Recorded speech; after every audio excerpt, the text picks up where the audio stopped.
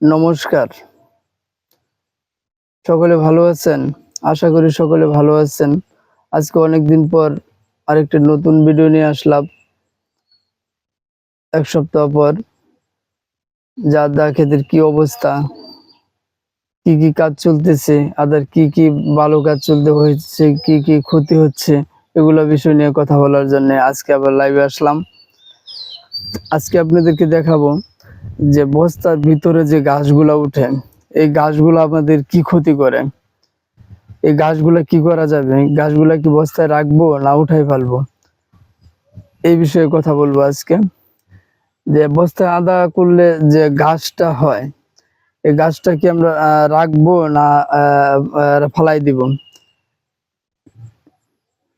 এই বিষয় নিয়ে আজকে কথা বলবো। যে বস্তা আদা করলে যে ঘাসগুলা যে উঠে, এটা কি ক্ষতি করে, কতটুকু পরিমাণ ক্ষতি করে। আসলে বস্তা আদা করলে যে আমরা রাসায়নিক সারগুলা দিই, এই সারগুলা কিসের জন্য দিই? যে বস্তা আদায় করব এর জন্য প্রস্তুত করে আমরা বস্তায় মাটি ভরি, মাটি ভরার পরে আদা রোপণ করি। আদা রোপণ করার পরে যে অনেক সময় দেখি আমরা কি বস্তার মাঝে আমাদের আদা গাছই এখনো উঠছে না, কিন্তু ঠিকই ঘাস উঠে গেছে। তাদের চেয়ে বেশি আমার আদার চেয়ে মানে ঘাসের চেয়ে বেশি অনেকটাই। এটা কি করা যায়? এটা আসলে রাখা যাবে না। যে সারগুলা দিচ্ছে আমরা সেই সারগুলা আমাদের যদি আমরা গাছগুলা রাখি, তাহলে আমাদের কি হবে, যে আদা যে রয়েছে, যে আদা ঘাসগুলা যে সেই সারগুলো, রাসায়নিক সারগুলো আমাদের আদায় কখনো পাবে না। তার জন্য কি করতে হবে আমাদের, যে ঘাসগুলা যে উঠছে, এই ঘাসগুলা কোনোভাবেই রাখা যাবে না। এটা অনেকদিন ধরে ভাবতেছি যে একটা ভিডিও দিব এই বিষয় নিয়ে, এই ভিডিও দিব, কিন্তু সময় হচ্ছে না।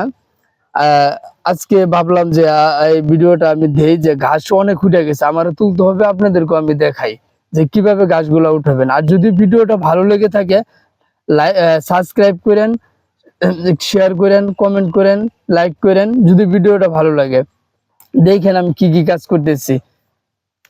দেখেন এই যে গাছটা, যে এই যে গাছটা দেখেন, আমরা দেখাচ্ছি। এই দেখছেন গাছটা কতটুকু বড় হয়েছে। দেখেন আমার আদা কিন্তু এই যে মাত্র উঠতেছে। এটার যে খাদ্যটা, এই খাদ্যটা আমরা এই গাছটাই নিয়ে নিতেছে, এই গাছটাই নিতেছে। তাই এর জন্যই আপনাদেরকে এই গাছটা উঠাইতে হবে, যে খাদ্যটা যে না নিতে পারে। দেখছেন, এই দেখছেন গাছগুলা, এগুলা কোনোভাবেই রাখা যাবে না, এগুলো কোনোভাবেই রাখা যাবে না। তাহলে আমার যে খাদ্যগুলা দিচ্ছে, এই খাদ্যগুলো সব চুষা নিবে এই ঘাসে। তাহলে কি হবে, আমার ক্ষতি হবে। কারণ আমার আদার বস্তাটা রাখতে হবে 9 থেকে 8 মাস পর্যন্ত রাখতে হবে।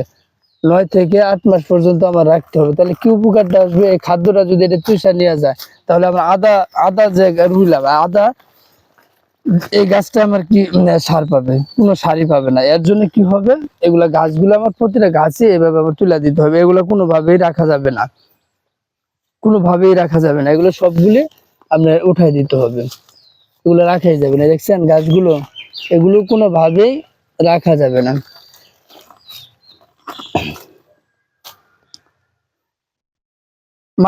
কিছু মাঝখান দেখেন আমার যে ডাঙ্গা কাটা আসছে, সাদা ডাঙ্গা, এটা আমি রাখা দিলাম। এবার 3-4 দিন রাখলে খাওয়ার উপযোগী হয়ে যাবে, তখন তুলে ফেলবো। এটা আপাতত রাখলাম, এটা রাখা যাবে না 2-1 দিন, বেশি না 2-1 দিন রাখলাম। 2-1 দিন রাখার পর আবার তুলে ফেলবো।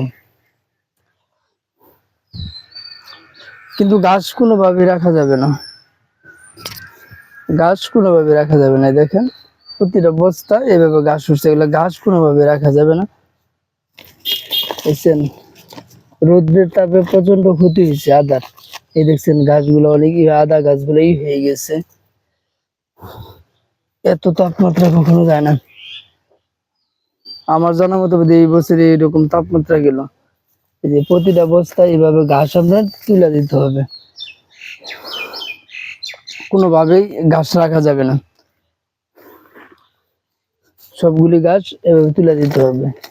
তাহলে যা আমরা যে খাদ্যটা দিচ্ছি, খাদ্যটাও এই গাছটা টাইনা নেবে। আর তুলে ফেললে আপনার পুরো খাদ্যটা আপনার আদায় পাবে, পুরো খাদ্যটাই আপনার আদায় পাবে। খুঁজে দেখেন অনেকগুলাই, যে দেখেন একটা থেকে দুইটা এসে পড়ছে, দেখছেন একটা থেকে দুইটা এসে গেছে। অনেকগুলো আছে যে একটা মারা গেছে বা পাশে আরেকটা জ্বালাবে, কোনো টেনশন নাই, এগুলো বিষয়ে কোনো টেনশন নাই, সময় লাগিয়ে কিন্তু আরেকটা সাথে জ্বালাই যাবে। দেখছেন গাছ, আদা গাছ উঠছে, একটা গাছ উঠছে অনেকগুলো, আদা গাছ হচ্ছে এগুলোর চাইতে বেশি। যদি ভিডিওটা ভালো লেগে থাকে লাইক কমেন্ট সাবস্ক্রাইব করেন, শেয়ার করেন, অবশ্যই অবশ্যই সাবস্ক্রাইব করেন, শেয়ার করেন। আর কিছু বলার থাকলে কমেন্টে জানায়েন। যদি কোনো পরামর্শ দেওয়ার থাকে তাহলে পরামর্শ দেওয়ার থাকলে আমাদের কমেন্ট করে জানায়েন, দাদা এইভাবে এইভাবে কাজ করেন। আমি অনেক কিছু নাও পারতে পারি, আপনারা পারেন, সেটা আমাদেরকে জানাবেন।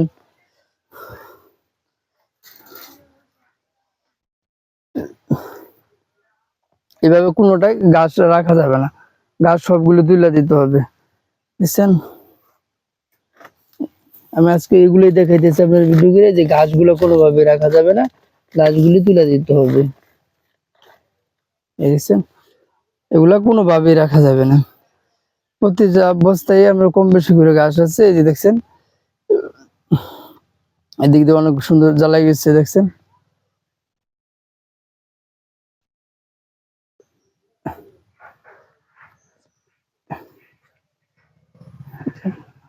সবগুলি এইভাবে তুলতে হবে, সময় লাগবে অনেক, সবগুলি তুলতে হবে।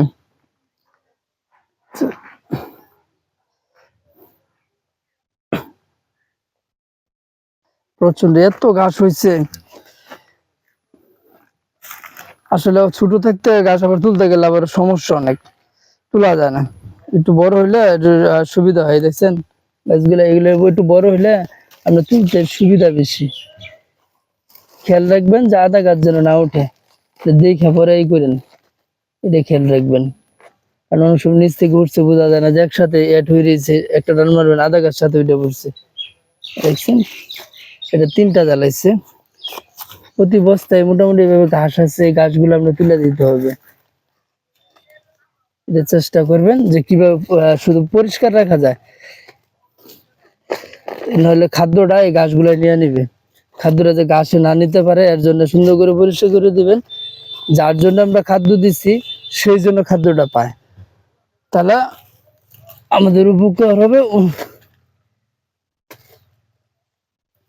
শুধু আদায় যদি খাদ্যটা পায় তাহলে পরবর্তী আমাদের খাদ্য এত কিছু দেওয়া লাগবে না, এটাই যথেষ্ট।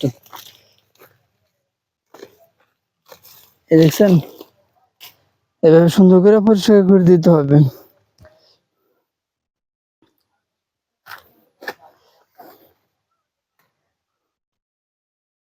ভিডিওটা ভালো লেগে থাকলে সাবস্ক্রাইব করেন, শেয়ার করেন, কমেন্ট করেন, কিছু বলার থাকলে কমেন্ট করে জানায়েন, লাইক করেন। নমস্কার, ভালো থাকবেন।